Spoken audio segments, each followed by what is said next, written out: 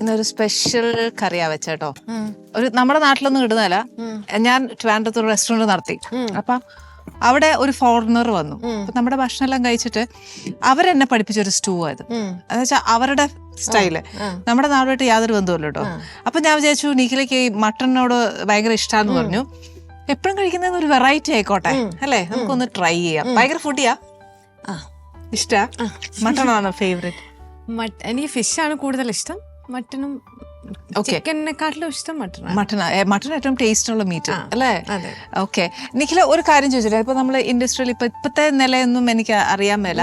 നിഖിലയുടേതായ ഒരു സ്പേസ് എപ്പോഴും ആഗ്രഹിക്കുന്ന ഒരു വ്യക്തിയാ. അപ്പൊ അങ്ങനെയുള്ള ഒരു ആറ്റിറ്റ്യൂഡ് നമ്മൾ എടുക്കുമ്പോഴത്തേനില്ലേ, നമ്മുടെ ഒരു എന്താ പറയാ, ഇവിടെ ഇൻഡസ്ട്രിയിൽ നിൽക്കണം എന്നുള്ളൊരു ആഗ്രഹം ഉണ്ടല്ലോ. That means how long you stay in this industry. അങ്ങനെ ഒരു പ്രശ്നം വരികയല്ലേ നമ്മൾ ഈ ഒരു ആറ്റിറ്റ്യൂഡിൽ നിൽക്കുമ്പോൾ? ഞാൻ എൻ്റെത് ഐ ആം ലൈക്ക് ദിസ്. പക്ഷെ ഞങ്ങളോടൊക്കെ തന്ന അഡ്വൈസസ് വെച്ച് ഞാൻ പറയുന്നത് കേട്ടോ. നമ്മളെല്ലാവരും ഇൻഡസ്ട്രിയിൽ വരുമ്പോൾ നമ്മളോട് ഇങ്ങനെ പലതും പറയുമല്ലോ, ഇങ്ങനെ ഇന്ന പോലെ നിൽക്കണം, ഇന്ന പോലെ ആവണം എന്നുള്ള കുറെ അഡ്വൈസസ് കിട്ടും. അപ്പൊ നിങ്ങൾക്ക് എന്ത് പറ്റും? ബേസിക്കലി നിങ്ങൾക്ക് ഒരു ഒറിജിനൽ ക്യാരക്ടർ ഉണ്ടെങ്കിൽ നിങ്ങൾ ആ ക്യാരക്ടർ ഒന്ന് മാറ്റി വെക്കായിട്ട് നിങ്ങൾ ഇങ്ങനെ പെരുമാറാൻ തുടങ്ങും. അപ്പോൾ നിങ്ങൾക്ക് ശരിക്കും ഒരാളോട് ദേഷ്യം ഉണ്ടെങ്കിൽ നിങ്ങൾക്ക് പ്രകടിപ്പിക്കാൻ പറ്റുന്നില്ല. നിങ്ങൾക്ക് ഒരാളോട് എന്തെങ്കിലും പറയാനുണ്ടെന്നുണ്ടെങ്കിൽ നിങ്ങൾക്ക് പറയാൻ പറ്റില്ല. ബിക്കോസ് എന്തുകൊണ്ട് നിങ്ങൾക്ക് പറയാൻ പറ്റുന്നില്ല? നിങ്ങൾക്ക് അതായത് അവസരങ്ങളില്ലാതായി പോകുന്നു, അല്ലെങ്കിൽ അങ്ങനെ എന്തെങ്കിലുമൊക്കെ പേടിയുള്ളതുകൊണ്ട്, അല്ലെങ്കിൽ നിങ്ങൾ അടുത്ത സിനിമയെ കാസ്റ്റ് ചെയ്യില്ല എന്നൊക്കെ പേടിയുള്ളതുകൊണ്ട് നിങ്ങൾ പറയാതിരിക്കും. അപ്പം നിങ്ങൾക്ക് സംഭവിക്കുന്നത് എന്താണെന്ന് വെച്ചാൽ നിങ്ങളുടെ ആവശ്യങ്ങളും നിങ്ങളുടെ അവകാശങ്ങളും എന്താണെന്നുള്ളത് നിങ്ങൾ തിരിച്ചറിയുന്നില്ല. ബേസിക്കലി നമുക്ക് കിട്ടേണ്ടുന്നതായിട്ടുള്ള കുറേ കാര്യങ്ങളുണ്ട് അല്ലേ? ഇപ്പോൾ ജനറലി ഇപ്പോൾ ഒരു സെറ്റിൽ പോയി കഴിഞ്ഞാൽ, ഇപ്പോൾ ഫോർ എക്സാമ്പിൾ ഇപ്പോഴത്തെ ഒരു അവസ്ഥയിൽ നിങ്ങൾക്കൊരു കാരവൻ ഉണ്ട്. കാരവൻ ഇപ്പോഴത്തെ ഒരു ഫെസിലിറ്റിയിൽ നമുക്ക് കാരവൻ വേണമെന്നുള്ളതുണ്ട്. അപ്പോൾ ആ കാരവൻ വേണമെന്നുള്ളത് നിങ്ങൾക്ക് അറിയാം അല്ലേ? ഇപ്പം എന്നെ സംബന്ധിച്ച് എനിക്കൊരു കാരവൻ ഉണ്ടായിരുന്നെങ്കിലാണ് എനിക്ക് ആ സമയത്ത് ഡ്രസ്സ് മാറാനൊക്കെ സൗകര്യം. ഇപ്പോഴത്തെ ഒരു അവസ്ഥയിൽ നമുക്കൊരു മൊബൈലൊക്കെ ഉള്ളൊരു സ്പേസിൽ പോയിട്ട് നമുക്ക് ഒരു റോട്ടിൽ നിന്നിട്ട് ഇപ്പം നിങ്ങളുടെ കാലഘട്ടത്തിൽ നിങ്ങൾക്ക് അത് കുറച്ചുകൂടെ ഈസി ആയിരുന്നു ചെയ്യാൻ. അപ്പം അങ്ങനെ ചെയ്യുന്ന ഒരുപാട് ആൾക്കാരുണ്ട്. ആ അവസ്ഥ ഇപ്പം മാറിയതുകൊണ്ട് നമുക്ക് ഡെഫിനറ്റായിട്ട് ചിലപ്പോൾ നമുക്കൊരു കാരവൻ വേണമായിരിക്കും. അപ്പം ചില ആൾക്കാർ വന്നിട്ട് കാരവൻ ചോദിച്ചു കഴിഞ്ഞാൽ ഇവർ കൊടുക്കില്ല. അല്ലെങ്കിൽ കാരവൻ പോട്ടെ, ബേസിക് ബാത്റൂം ഫെസിലിറ്റി വേണമായിരിക്കാം. ആ ബാത്റൂം ഫെസിലിറ്റി ചിലപ്പോൾ എല്ലാ സെറ്റുകളിലും ഉണ്ടാവില്ല. അപ്പം അത് സെറ്റിലുള്ള സ്ത്രീകൾക്ക് പ്രൊവൈഡ് ചെയ്യേണ്ട ഒരു കാര്യമാണല്ലോ. നിങ്ങൾക്കൊരു വൃത്തിയുള്ള ബാത്റൂം ചോദിക്കാം എന്നുള്ളത് അറിയാത്ത ഒരുപാട് ആൾക്കാർ ഇപ്പോഴും നമ്മുടെ ഇൻഡസ്ട്രിയിൽ വർക്ക് ചെയ്യുന്നുണ്ട്. അതൊക്കെ നമ്മുടെ ആവശ്യങ്ങളല്ലേ? അതൊക്കെ നമ്മുടെ അവകാശങ്ങളാണ്. അത് തിരിച്ചറിയാൻ പറ്റാത്തത് എന്തുകൊണ്ടാണ്? ഓൾറെഡി നിങ്ങളോട് പറഞ്ഞിരിക്കുന്നത് എന്താ, നിങ്ങൾക്ക് ഇതൊക്കെ ചോദിച്ചു കഴിഞ്ഞാൽ ചിലപ്പോൾ നിങ്ങൾക്ക് ഇൻഡസ്ട്രിയിൽ നിൽക്കാൻ പറ്റില്ല എന്ന് പറഞ്ഞതുകൊണ്ട് അത് ചോദിക്കാതെ സർവൈവ് ചെയ്യുന്ന ഒരുപാട് പേര് നമ്മുടെ കൂടെ ഇപ്പോഴും വർക്ക് ചെയ്യുന്നുണ്ട്. അങ്ങനത്തെ ഒരുപാട് സ്ത്രീകൾ. ഇപ്പം ഞാൻ ഗവൺമെൻറ്റിൻ്റെ ഫിലിം പോളിസി കമ്മിറ്റിയിലെ മെമ്പറാണ്.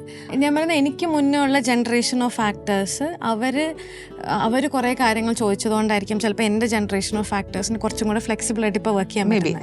എൻ്റെ ഫ്യൂച്ചറിൽ വരുന്ന ഇനി അടുത്ത ജനറേഷൻ ഓഫ് ആക്ടേഴ്സിന് എന്തെങ്കിലും അതിൽ നിന്ന് കൂടുതൽ കിട്ടണം എന്നുണ്ടെങ്കിൽ എന്നെപ്പോലുള്ള ആൾക്കാർ സംസാരിക്കണ്ടേ? എന്നെപ്പോലുള്ള ആൾക്കാർ ചോദിച്ചു കഴിഞ്ഞാൽ ചിലർക്കത് അറിയുള്ളൂ. അപ്പോൾ ഡെഫിനറ്റായിട്ടും അങ്ങനെ അറിയുള്ളൂ എന്ന് പറയുന്നൊരു സാഹചര്യത്തിൽ ഞാൻ പറഞ്ഞില്ലേ, കുറേയൊക്കെ അവയർനെസ് ഇല്ലാത്തതിൻ്റെ പ്രശ്നമുണ്ട്. അപ്പോൾ അവെയർ ആവുന്ന സമയത്ത് ഡെഫിനറ്റ്ലി അവർ തരാൻ റെഡിയാണ്. ഇപ്പം എൻ്റെ വീട്ടിൽ കൊണ്ടുപോകാൻ ഞാൻ പൈസ ചോദിക്കുകയല്ല അവരുടെ അടുത്ത്, അല്ലെങ്കിൽ അങ്ങനെയുള്ള കാര്യങ്ങൾ നമ്മൾ ചോദിക്കുമ്പോൾ ഡെഫിനറ്റ്ലി അവർക്കും അത് കൊടുക്കാൻ പറ്റുന്ന ഒരു സാഹചര്യമാണെന്നുണ്ടെങ്കിൽ കൊടുക്കുന്ന ആൾക്കാരാണ് ഇവിടെ ഉള്ളത്. പക്ഷെ ചിലർക്കത് അവെയർ ആയിരിക്കില്ല. ഇപ്പം ഫോർ എക്സാമ്പിൾ ഞാനിപ്പം ഗുരുവായൂർ അമ്പലനടയിൽ എന്ന് പറഞ്ഞ സിനിമയിൽ അഭിനയിച്ച സമയത്ത് അതിൽ നമ്മൾ അമ്പലം സെറ്റ് ഇട്ടിട്ടുണ്ടായിരുന്നു. അപ്പോൾ അതിനൊരു 1000-1500 ജൂനിയർ ആർട്ടിസ്റ്റുകൾ വർക്ക് ചെയ്തിട്ടുണ്ടായിരുന്നു. അപ്പോൾ അവർ അവിടെ ഈ പറയുന്ന ഈ ടോയ്ലറ്റ് ഫെസിലിറ്റീസ് ഉണ്ടായിരുന്നു. ഒരു പെർമനൻറ്റ് ടോയ്ലറ്റ് ഫെസിലിറ്റി അവരവിടെ ഉണ്ടാക്കിയിട്ടുണ്ടായിരുന്നു. ഇതിന് വേണ്ടിയിട്ട് എല്ലാവർക്കും ജൂനിയർ ആർട്ടിസ്റ്റുകൾക്ക് ഡ്രസ്സ് മാറാനുള്ള സൗകര്യം ചെയ്തിട്ടുണ്ടായിരുന്നു. അവർക്ക് ഒരു വാനിറ്റി സ്പേസ് ആയിട്ട് ക്രിയേറ്റ് ചെയ്തിട്ട് ഇതൊക്കെ ഈ സെറ്റിൻ്റെ കൂടെ പ്രൊവൈഡ് ചെയ്തിരിക്കുന്ന സാധനങ്ങളാണ്. ഇത് അവർ ചെയ്തതുകൊണ്ട് ചിലപ്പം നാളെ അതുപോലെ വലിയൊരു ബിഗ് ബഡ്ജറ്റ് സിനിമ എടുക്കുമ്പം അവർക്ക് ചിലപ്പം അവെയർ ആവും ഇതൊക്കെ നമുക്ക് ചെയ്തു കൊടുക്കാൻ പോസിബിൾ ആണെന്ന്. ഇതിന് മുന്നേ ഒരാൾക്കാർ ചെയ്തിട്ടില്ലായിരുന്നു, അങ്ങനെ ഒരു സിസ്റ്റമേ ഇല്ല എന്നുണ്ടെങ്കിൽ ചിലപ്പോൾ ആൾക്കാർ അത് അവെയർ ആവില്ല. അപ്പൊ ഡെഫിനറ്റ്ലി അങ്ങനെ ഒരുപാട് കാര്യങ്ങൾ. ശരിക്കും ഞാനിപ്പോൾ പറയട്ടെ, നിഖിലയുടെ പോലത്തെ ഒരു ബോൾഡ് ഒരു ക്യാരക്ടറുള്ള കുട്ടി എന്തായാലും പറയണം, നമ്മുടെ കാര്യങ്ങൾ പറയണം എന്ന് പറയാൻ വേണ്ടിയിട്ട് ആ ഒരു ധൈര്യം എല്ലാവർക്കും വരണം എന്നുണ്ടെങ്കിൽ എന്തായിരിക്കും ഒരു change you expect from the industry or from the artist? ഒരു റൂൾ ചേഞ്ച് പോലെ എന്നതേലും? ഒന്നുമില്ല, നമ്മൾ പറയാനുള്ളത് പറഞ്ഞാൽ മതി. വേണമെങ്കിൽ അവർക്കത് ഡിസേർവിംഗ് ആണെന്ന് തോന്നുകയാണെങ്കിൽ ഡെഫിനറ്റ് ആയിട്ട് ഇൻഡസ്ട്രി നമുക്കത് തരും. നമ്മൾ ഡിസേർവിംഗ് അല്ല എന്നുണ്ടെങ്കിൽ അവർ ചിലപ്പോൾ നമ്മൾ പറഞ്ഞ് മനസ്സിലാക്കും. അല്ലെങ്കിൽ ചില കാര്യങ്ങൾ നമുക്ക് അറിയാം അവിടെ ഇല്ല എന്നുണ്ടെങ്കിൽ നമ്മളത് മനസ്സിലാക്കുക എന്നുള്ളതേ ഉള്ളൂ. എനിക്കിപ്പോൾ നിഖിലോട് സംസാരിക്കുമ്പോൾ ഉണ്ടല്ലോ, ശരിക്കും പറഞ്ഞാൽ പൊളിറ്റിക്സിൽ ഇറങ്ങാം കേട്ടോ നല്ലതായിട്ട്. ഇല്ല ചേച്ചി, പൊളിറ്റിക്സ് ട്രൈ ചെയ്യും. Because you have your own attitude and you are so confident for what you are saying. അപ്പോൾ പിന്നെ ഒന്ന് ട്രൈ ചെയ്യും. ശ്രമിക്കാം, നോക്കാം. All the best. ഞങ്ങൾ സപ്പോർട്ട് ഉണ്ട് കേട്ടോ. ഫുഡ് കുക്ക് ചെയ്യാ ആണോ? ഇഷ്ടമാണോ? നല്ലോണം ഇഷ്ടമാണ്. അപ്പൊ ഞാൻ ഇന്ന് ഉണ്ടാക്കിയത് കഴിച്ചു നോക്കും. ഞാൻ കഴിച്ചു നോക്കാം.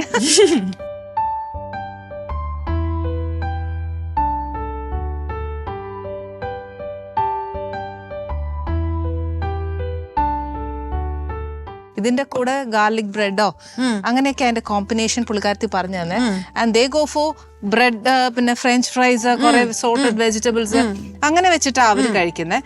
ഞാൻ പിന്നെ അത്രയും പോയില്ല. ആദ്യം എന്റെ ഭക്ഷണത്തിന്റെ ടേസ്റ്റ് ഒന്ന് നോക്കണ്ടേ. ഇനി നെക്സ്റ്റ് പ്രോജക്റ്റ് ഏതാ നമ്മള്? എനിക്കിന്നെ റിലീസിനുണ്ട് ചേച്ചി. റിലീസിന്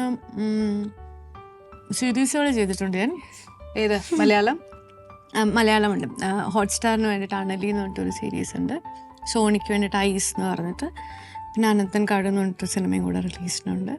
ഇപ്പൊ നിഖിലവിടെ വന്നപ്പോൾ ഞാൻ കുറെ എന്താ പറയാ മനസ്സിലാക്കി. I can feel the difference. അത് നല്ലോണം മനസ്സിലാക്കി. എനിക്ക് കുറച്ച് ലെസൺസ് എനിക്ക് മനസ്സിലാക്കാൻ പറ്റി. Anyway thank you very much for the good lessons you taught me. Thank you ചേച്ചി. ഇനിയിപ്പോൾ ഇതെങ്ങനെ ഉണ്ടായിരുന്നു? നല്ലതാ. മറ്റേ സ്റ്റൂവിന്റെ പോലെ അല്ല, ഡെഫിനറ്റ്ലി ഇത് വേറൊരു ഫ്ലേവർ അല്ലേ. അപ്പൊ ഞാൻ എന്റെ പ്രേക്ഷകരോട് പറയായിരുന്നു, ഇതുമൊക്കെ നമ്മൾ പഠിക്കണം അല്ലേ. എപ്പോഴും ഒരു വൈറ്റ് സ്റ്റൂ അല്ലെങ്കിൽ ഒരു ചിക്കൻ കറിയോ അല്ലെങ്കിൽ ഒരു മട്ടൺ കറിയോ കഴിക്കുമ്പോൾ സെയിം ഓക്കെ അതൊരു flavour once in a while അല്ലേ, ഒരു ക്വൈറ്റ് ഡിഫറെന്റ് ചേഞ്ച്. ഹെൽത്തിയുമാണ്. എല്ലാ വെജിറ്റബിൾസ് എല്ലാം ഉണ്ട്. ഓക്കെ, എന്തായാലും നിഖില ഭാവിയിൽ പൊളിറ്റിക്സിൽ ഇറങ്ങാം എന്ന് നോക്കി പറഞ്ഞിട്ടുണ്ട്. നമുക്ക് അതിനും സപ്പോർട്ട് ചെയ്യാം. ബിക്കോസ് ആരെങ്കിലും ഒക്കെ വേണമല്ലോ നല്ലൊരു ആറ്റിറ്റ്യൂഡോടുകൂടി ഇറങ്ങുന്ന കുട്ടികൾ അല്ലേ. നമുക്ക് ഫുൾ സപ്പോർട്ട് ചെയ്യാം. All the best and thank you very much. Thank you ചേച്ചി. അപ്പോൾ അടുത്ത എപ്പിസോഡിൽ നമുക്ക് പുതിയ വിഭവങ്ങളും പുതിയ അതിഥികളുമായിട്ട് വീണ്ടും കാണാം. Till then good bye.